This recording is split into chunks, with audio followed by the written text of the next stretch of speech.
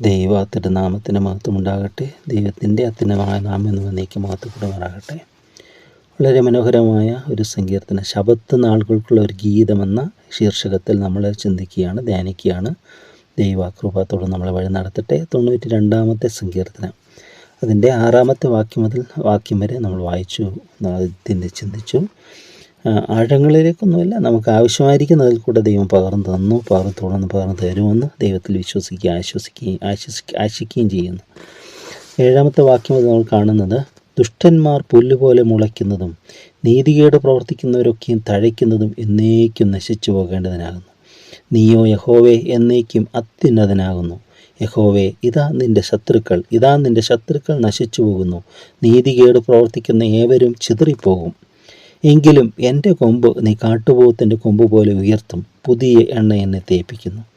എൻ്റെ കണ്ണ് എൻ്റെ ശത്രുക്കളെ കണ്ടും എൻ്റെ ചെവി എന്നോട് എതിർക്കുന്ന ദുഷ്കർമ്മികളെക്കുറിച്ച് കേട്ടും രസിക്കും.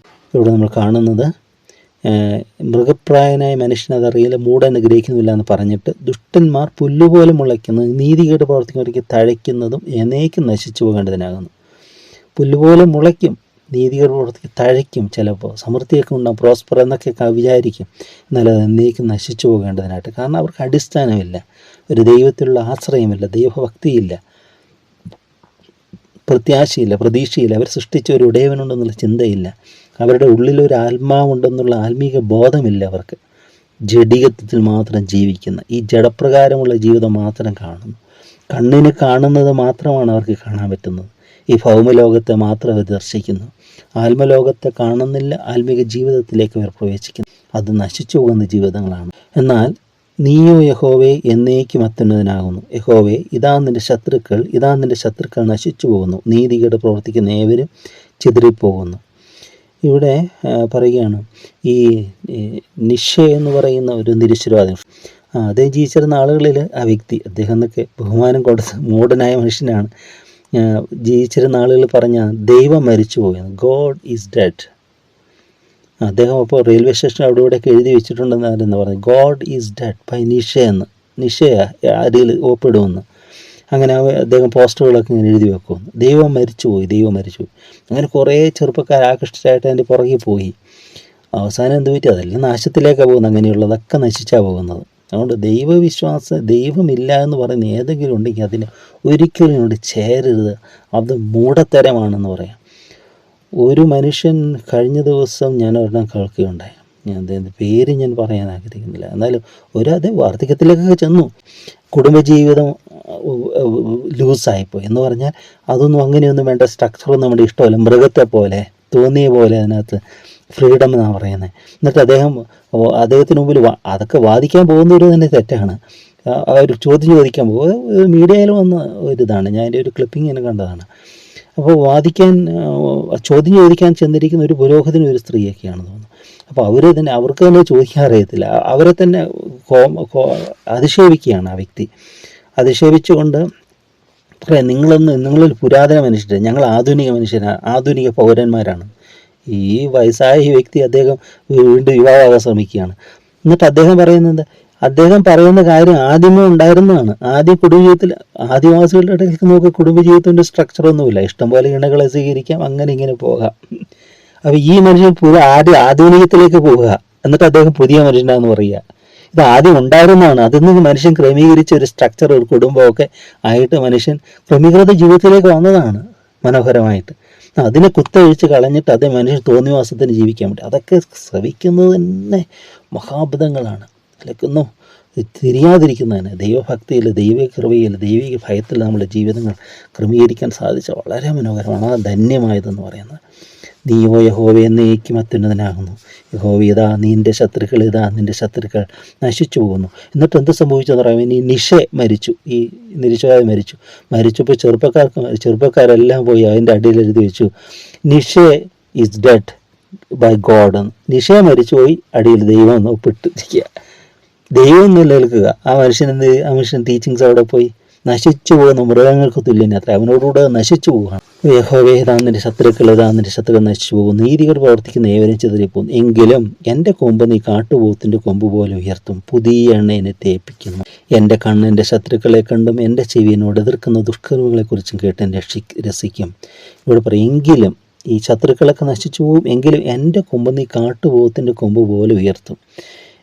ഈ ഇസ്രായേൽ എന്ന ഒരു ജനത്തെക്കുറിച്ച് പഴയ നിയമത്തിൽ നമ്മൾ കാണുന്നുണ്ട്. സംഖ്യാപുസ്തകത്തിലെല്ലാം ഈ ബിലയാം എന്ന് പറയുന്ന ഒരു വിജാതീയ പ്രവാചകനാണ്. അദ്ദേഹം കാണുന്ന ഒരു കാഴ്ച വിവരിക്കുന്ന വിവരണങ്ങൾ അതിനകത്ത് പറയുകയാണ്, യാക്കോബിനെ കുറിച്ച് പറഞ്ഞു കാട്ടുപോത്തിന് തുല്യമായ ബലമുണ്ടെന്ന് പറയുന്നത്. യാക്കോബിനെ കണ്ടിട്ടുള്ള കാട്ടുപോത്തിന് തുല്യമായ ബലത്തിൻ്റെ കാര്യത്തിൽ നമ്മൾ സിംഹമാണ് രാജാവ് എന്നൊക്കെ പറഞ്ഞാലും ഈ പല ഇതിലുമൊക്കെ ഈ ക്ലിപ്പിങ്സൊക്കെ ഞാൻ കണ്ടിട്ടുണ്ട്.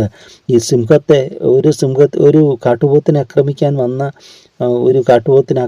ഒരു സിംഹത്തെ വന്ന് ഒരു കാട്ടുപോത്ത് വന്ന് കൊമ്പിൽ കുടഞ്ഞെടുത്ത് എറിയുന്നു.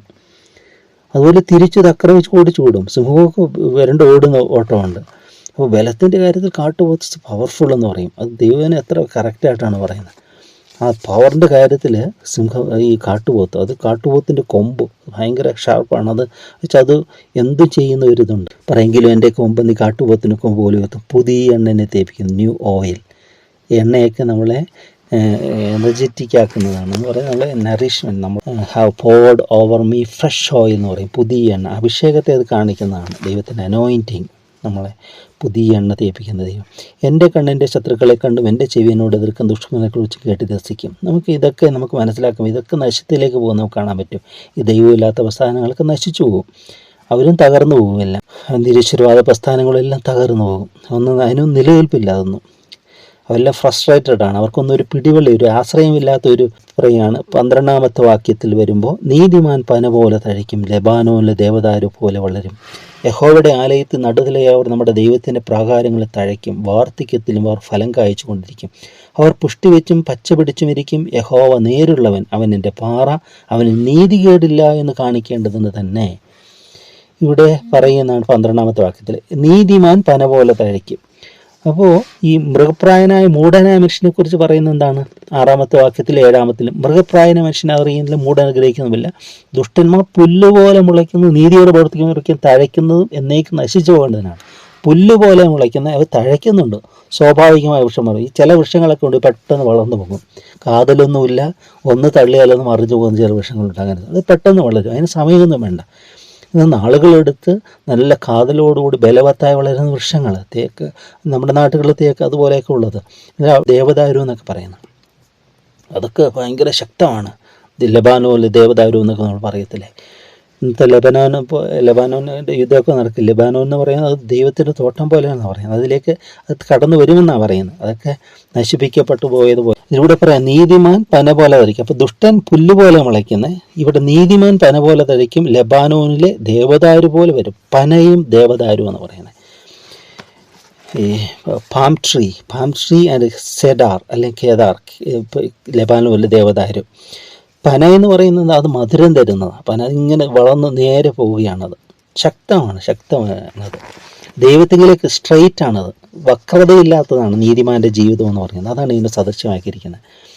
ഈ പൗരസ്ത്യ ഈ സഭകൾ, പ്രത്യേകിച്ച് ഓർത്തഡോക്സ് സഭകളിലൊക്കെ അവിടെ നിന്ന് ഇപ്പോൾ ഒരു പാട്ട്, ഈ വാക്യങ്ങൾ പാട്ടായിട്ട് പാടും. അത് പാടുന്നത്, നയവാൻ പന പോലെ തളർത്തിടമേ ഹാലലുയ്യ, വളരുമൻ ലെബനോൻ കാരകിൽ പോൽ, വൃദ്ധതയിലും അവർ തളിരിട്ട് തഴിച്ചിടുമേ ഹാലലുയ്യ, വർദ്ധിക്കും അവർക്ക് പുഷ്ടികളും. ഈ കൊക്കുരുവൻ എന്നൊക്കെ പറയുന്നതിലൊക്കെ ചൊല്ലുന്ന ഒരു പ്രാർത്ഥനയാണത് എപ്പോഴും. നീതിമാൻ, അത് ഈ സങ്കീർത്തനത്തിൽ വാക്യമാണ്. അതോടൊപ്പം തന്നെ ഈ പരേതരെക്കുറിച്ച് പാടുന്ന ഗീതത്തിൽ അവർ മുമ്പ് നമ്മൾ പാടിയതുപോലെ ആ പാട്ടിന് ചേർത്ത് വരുന്നുണ്ട്. അതായത് അത് പാടുന്ന എങ്ങനെയാണ്? മക്കളിലപ്പം കുറയുന്നതുപോലെ ഹാലലുയ, ഭക്തന്മാരിൽ ദൈവം കുറയും. പുല്ലിനു തുല്യം നരനുടെ നാളുകളാകോ ഹാലലുയ, പൂക്കുന്നത് വയലിൽ പൂച്ചെടി പോലെ. ജീവിതത്തിൻ്റെ ക്ഷണികതയെക്കുറിച്ച് അവിടെ പറയുന്നുണ്ട്. പൂക്കുന്നത് വയലിൽ പൂച്ചെടി പോലെ, പുല്ലിന് തുല്യമാണ് നാളുകൾ. അത് പൂക്കുന്നു, വയലിൽ പൂച്ചെടി പോലെ പൂക്കുന്നു, പെട്ടെന്ന് നശിച്ചു. എന്നാൽ ഇവിടെ ഒരു നീതിമാനെക്കുറിച്ച് പറയുന്നത് എന്താണ്? പന പോലെ തഴയ്ക്കും, ലെബാനോനിലെ ദേവദാരു പോലെ വളരും.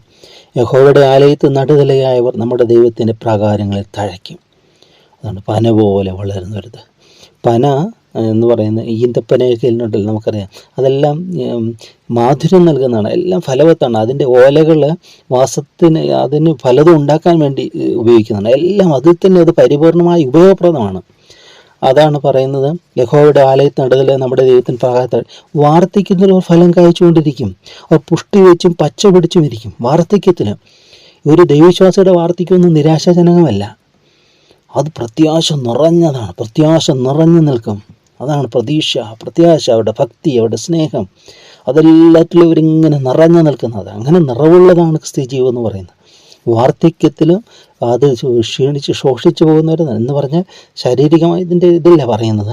അവിടെ ജീവിതം തന്നെ മനോഹരമായിരിക്കും, ആനന്ദം നിറഞ്ഞതായിരിക്കും, അനുഗ്രഹപ്രദമായിരിക്കും, പ്രത്യാശ നിറഞ്ഞതായിരിക്കും, ദൈവഭക്തി നിറഞ്ഞതായിരിക്കും. വാർദ്ധക്യത്തിൽ ഒരു ഫലം കായ്ച്ചുകൊണ്ടിരിക്കും. സ്നേഹത്തിൻ്റെ ഫലം, സമാധാനം, സന്തോഷം, ദീർഘക്ഷമ, ദയ, പരോഗ, ഇതെല്ലാം. അവർ പുഷ്ടി വെച്ചും പച്ച പിടിച്ചും ഇരിക്കും. എപ്പോഴും നല്ല മനോഹരമായ ഒരു ജീവിതമായിരിക്കും. യഹോവ നേരുള്ളവൻ, അവൻ എൻ്റെ പാറ, അവന് നീതികേടില്ല എന്ന് കാണിക്കേണ്ടതിന് ദൈവം നേരെ സ്ട്രൈറ്റ്. തന്നിൽ ആശ്രയിക്കുന്ന ദൈവം എന്നും നല്ലവനാണ്. അവനെൻ്റെ പാറ, ഉറപ്പുള്ള പാറയാണ്. മറിച്ചില്ല, ഒരു അപകടത്തിൽപ്പെട്ട ഒരു കപ്പൽ അപകടത്തിൽപ്പെട്ട ഒരു പാറക്കൂട്ടത്തിലകപ്പെട്ടു പോയൊരു കുട്ടി. അതിന് പിറ്റേ ദിവസമാണ് അതിനെ കുട്ടിയെ കണ്ടെത്തിയത്. ഒരു രാത്രി മുഴുവൻ ആ കുട്ടി ആ പാറക്കൂട്ടത്തിൽ കഴിഞ്ഞു, ഒരു പാറയെ പിടിച്ചുകൊണ്ട്. അപ്പോൾ ആ കുട്ടിയോട് ചോദിച്ചു, നിനക്ക് ഭയമായില്ലെന്ന് ചോദിച്ചു. അപ്പോൾ കുട്ടി പറഞ്ഞു, എനിക്ക് ഭയമൊക്കെ തോന്നിയാലും ഞാനിരുന്ന പാറയ്ക്ക് ഒരു കുലുക്കുമില്ലായിരുന്നു പറയാം. അത് തന്നെ ജീവിതത്തിൽ എന്തെല്ലാം വന്നാലും ഇളകാത്ത പാറ, മാറാത്ത പാറ അല്ലേ യേശു ക്രിസ്തു. ദൈവത്തിൻ്റെ യഹോവ എൻ്റെ പാറ എന്നൊക്കെ പറയാം. എൻ്റെ പാറയെ അവൻ വാഴ്ത്തപ്പെട്ടവൻ. ആ പാറ ഇളകാത്ത, ആ ഉറപ്പുള്ള, ഗോഡ് ഈസ് മൈ റോക്ക് അല്ലേ, റോക്ക് ഓഫ് ഏജസ് എന്ന് പറയും, തലമുറ യുഗങ്ങളുടെ പാറ. ആ പാറയിൽ നമുക്ക് അഭയം പ്രാപിച്ചാൽ അത് എത്ര മനോഹരമാണ്, ഇളകാത്ത ആശ്രയം. അതുകൊണ്ട് ദൈവഭക്തി ഏറ്റവും മനോഹരമാണ്. ക്രിസ്തു യേശുവിലുള്ള വിശ്വാസം, ക്രിസ്തു നമ്മുടെ ജീവനായി മാറട്ടെ. ഇതൊരു അറിവല്ല, അനുഭവമായിട്ട് മാറട്ടെ. ക്രിസ്തുവിൽ കൂടെ നമുക്ക് നമുക്ക് ആസ്വദിക്കാം, അനുഭവിക്കാം. യേശുവിൽ നമുക്ക് സമ്പൂർണ്ണമായിട്ട് സമർപ്പിക്കും. കണ്ണടച്ച് വിട്ടു കൊടുക്കണമെന്ന് പറയത്തില്ല, കണ്ണും പൂട്ടി വിട്ടു കൊടുത്ത്. കാരണം ഉടയവൻ്റെ കയ്യിലേക്കാണ് നമ്മൾ കൊടുക്കുന്നത്. നമ്മൾ സൃഷ്ടിച്ച മെനഞ്ഞവൻ്റെ കയ്യിലേക്ക്. അവൻ ഒരിക്കലും നമ്മൾ ദുരുപയോഗപ്പെടുത്തുകയില്ല. നമ്മുടെ ജീവിതം നശിക്കുകയില്ല. നമ്മുടെ ജീവിത യാർഷ്യത്തിലേക്ക് ദൈവം തള്ളിവിടുകയില്ല. പ്രശ്നങ്ങൾ കൂടെയൊക്കെ കടന്നു പോകും. സിയനയിലെ വിശുദ്ധ ഖാദർ എന്ന് പറയും, ഖാദർ. അത് ഒരു കർത്താവെ, ഈ പ്രതിസന്ധികളിലൊക്കെ നീ എവിടെയായിരുന്നു? അപ്പോൾ കർത്താവ് പറഞ്ഞെന്നറിയാം, ഞാൻ നിൻ്റെ ഉള്ളിലുണ്ടായിരുന്നു, എൻ്റെ ഹൃദയത്തിലുണ്ടായിരുന്നു, നിന്നെ സംരക്ഷിച്ചുകൊണ്ട്. പ്രശ്നങ്ങളും പ്രതിബന്ധങ്ങളും ഒക്കെ വരുമ്പോഴും അതിലൊക്കെ ദൈവത്തിൻ്റെ സാന്നിധ്യം, നമ്മളെ സാമീപ്യം, നമ്മളെ അനുഗ്രഹത്തിനും ആശ്വാസത്തിനും വടിയാക്കി തീരുക, അനുഭവിക്കാനായിട്ട് പറ്റും. അതാണ് സംഗീതം, യഹോവ നല്ലവനും രുചിച്ചറിയണം, ടേസ്റ്റ് ഇറ്റ്, രുചിച്ചറിയണം. അറിവായിട്ട് മാറ്റി നിർത്തുകയല്ല, അനുഭവമായിട്ട് അലിഞ്ഞു ചേരുകയാണ് ക്രിസ്തീയ ജീവിതം. ദൈവത്തിലേക്ക് നമ്മൾ ഒന്നായി ചേരുകയാണ്. നമുക്ക് വിട്ടുകൊടുക്കാം. നമ്മുടെ ആത്മശരീര മനസ്സുകളെ, ചിന്തകളെ, ബോധങ്ങളെ, വിചാരങ്ങൾ, ആലോചനകളെ, ബുദ്ധി, എല്ലാ മുഖതീരങ്ങളിലേക്ക് വിട്ടുകൊടുക്കാം. ദൈവ ഇഷ്ടത്തിന് എന്തുമായിക്കോട്ടെ. ദൈവമേ, എൻ്റെ ഇഷ്ടം ഒന്നും വേണ്ട, നിൻ്റെ ഇഷ്ടത്തിന് എന്നെ തന്നെ വിട്ടുതരുന്നു, എന്തുമായിക്കൊള്ളട്ടെ. നമുക്ക് ഫ്യൂച്ചറിനെ കുറിച്ച് നമുക്ക് ഒരു പ്രതീക്ഷകൾ, നമുക്ക് വലിയ പ്ലാനും പദ്ധതിയൊന്നും വേണ്ട. നമ്മെക്കുറിച്ച് പദ്ധതിയുള്ള ദൈവത്തിൻ്റെ ആ പദ്ധതിയിലേക്ക് നമ്മൾ വിട്ടുകൊടുക്കുക വേണ്ട. അത് എവിടെയും ആയിക്കോട്ടെ, എന്തുമായിക്കൊള്ളട്ടെ, നമ്മൾ എന്തുമാകട്ടെ ദൈവഹിതപ്രകാരം. അതിന് ദൈവം ഓരോ വഴി നമുക്ക് കാണിച്ചു തരും. ആ ഇഷ്ടത്തിൻ്റെ പരിജ്ഞാനം കൊണ്ട് ദൈവം നമ്മളെ നിറയ്ക്കും. അപ്പോൾ നമുക്ക് ദൈവത്തിൻ്റെ ഇഷ്ടം നമ്മുടെ ജീവിതത്തിൽ ഫുൾഫില്ലാകും നമുക്ക് കാണാൻ പറ്റും. ഭർത്താവ്, എൻ്റെ അല്ല, മറ്റുള്ളവരുടെ ഇഷ്ടമല്ല, നിൻ്റെ ഇഷ്ടത്തിന് എന്നെ പരിപൂർണ്ണമായി വിട്ടുകൊടുക്കാം നമുക്ക്. അങ്ങനെ നീതിമാനെ പോലെ, തഴയ്ക്കുന്ന പന പോലെ തഴയ്ക്കുന്ന ലബാലു ദേവദാര് പോലെയുള്ള ഒരു ജീവിതാനുഭവം ദൈവം നമുക്ക് തരട്ടെ. നിങ്ങളെ സ്നേഹിക്കുന്ന നിങ്ങളുടെ സ്വർഗീയ പിതാവാൻ ദൈവമേ, പുത്രനെ നൽകുവാൻ തക്കവണ്ണം പുത്രൻ്റെ തിരുരക്തം കൊടുത്ത് ചിന്തി അവിടുത്തെ ജീവൻ്റെ നിങ്ങളെ വിലയ്ക്ക് വാങ്ങിയ സ്നേഹത്തിനായി ഞങ്ങൾ നിന്നെ സ്തുതിക്കുന്നു. അപ്പാ, ഞങ്ങൾ തന്നെ മുഴുവനായി നിന്റെ കരങ്ങളിലേക്ക് വിട്ടുതരുന്നു. അപ്പോൾ നീ ഞങ്ങളെ നയിക്കണമേ, നടത്തണമേ. നിന്റെ ഹൃദയപ്രകാരം ഞങ്ങളുടെ ജീവിതങ്ങളെ തുടർന്നുകൊണ്ട് നയിക്കണേ. നിന്റെ ഇഷ്ടം മുഴുവനും ചെയ്യുവാൻ ഞങ്ങളെ അവിടെ ശക്തീകരിക്കണമേ. ദൈവിക ജ്ഞാനത്താൽ ഞങ്ങളെ നിറയ്ക്കണമേ. അപ്പോൾ നിന്നെ അവിടുത്തെ മഹത്വത്തെ ദർശിപ്പാൻ, അവിടുത്തെ പ്രവൃത്തികളെ വിവേചിപ്പാൻ, ഞങ്ങൾക്കതിലെല്ലാം സന്തോഷിപ്പാൻ അവിടുത്തെ കൃപയും സാന്നിധ്യം എല്ലാം നടക്കണമെന്ന് പ്രാർത്ഥിക്കുന്നു. ഇതുവരെ നടത്തിയ എല്ലാ കൃപകൾക്കായ സ്തോത്രം. ഇത്രത്തോളം കൊണ്ടുവന്നവിടെ ദേവനായ സ്തോത്രം. എല്ലാ കാര്യങ്ങളും നിങ്ങൾ പരമേൽപ്പിക്കുന്നു. എല്ലാ നന്മയ്ക്കാക്കി മാറ്റണമേ. ദൈവത്തെ സ്നേഹിക്കുന്നവർക്ക് നന്മ പ്രകാരം വിളിക്കപ്പെട്ടവർക്ക് തന്നെ സകലത നന്മയ്ക്കായി കൂടി വ്യാപരിക്കുന്നു എന്ന തിരുവെഴുത്തിന് പ്രകാരം എല്ലാ നന്മയ്ക്കായി മാറ്റുന്ന അവിടുത്തെ സർവ്വശക്തിക്കായ സ്തോത്രം. എല്ലാ മഹത്വത്തേക്ക് സമർപ്പിക്കുന്നു. തിരുനാമത്വപ്പെടുത്തണമേ എന്ന് വന്നേക്കും തന്നെ. ആമേൻ. ആത്മാവിൻ സ്വാതന്ത്ര്യത്തോടെ രക്ഷയിൻ സന്തോഷത്തോടെ സൗഖ്യവും ശാന്തിയുമരുളും സവിധേ ഉല്ലസിച്ചിടുവാൻ. യേശുവേ കരുണാമയാ നാഥനേ ലോകരക്ഷകാ.